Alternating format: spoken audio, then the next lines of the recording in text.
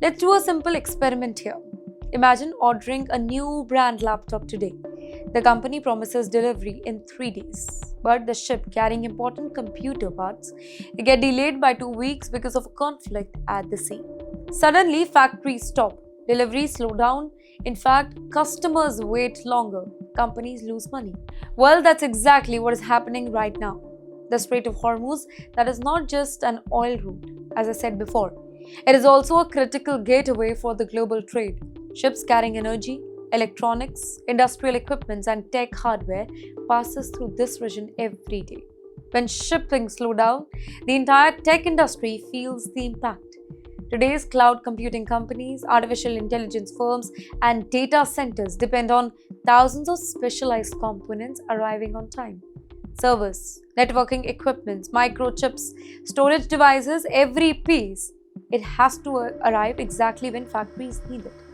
But because ships are taking longer route and transport costs are rising, companies are now facing delays and higher expenses. Now here's the problem. When costs increase, companies look for ways to save money. First, they delay the expansion, then they refuse the spending, then they hire less people, and sometimes layoff begins. Well, for Indian professionals working in the technology sector here, this is more than just a business headline.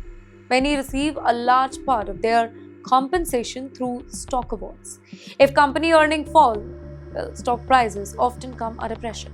That means, that your annual income it may shrink even if your monthly salary remains the same. Well, the risk becomes even greater for professionals working on temporary work visas.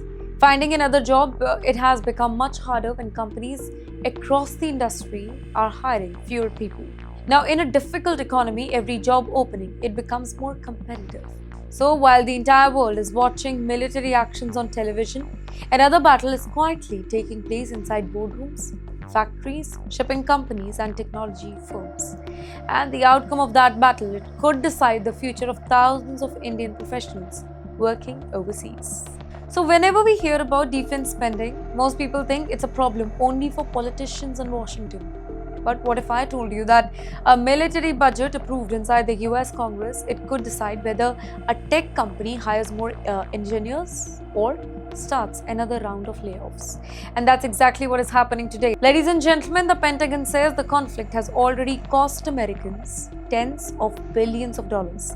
And now it wants Congress to approve an even bigger emergency defense package to continue military operations and replace weapons already used during the conflict. Now think about it. Governments don't keep billions of dollars just laying around waiting for the war, right? They usually borrow the money. And when the government borrows heavily, interest rate often stays high because investors demand better returns for lending money. And this creates a chain reaction.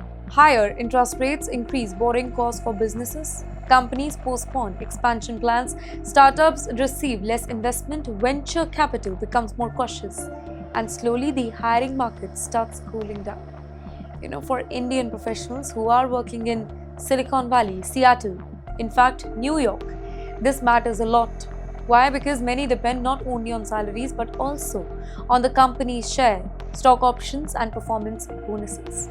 So, when companies face financial pressure, those benefits often become smaller. And here's another hidden impact here. When lawmakers spend months debating war funding, other important issues often get pushed aside. That means immigration reforms, visa processing improvements, and administrative blockades that can overall move down the priority list while attention remains fixed on national security. So, the next time you hear that America has approved another defense package, do remember that it's not just about missiles or military bases. It could also influence interest rate, hiring, investment, and financial future of thousands of Indians who are working in the US.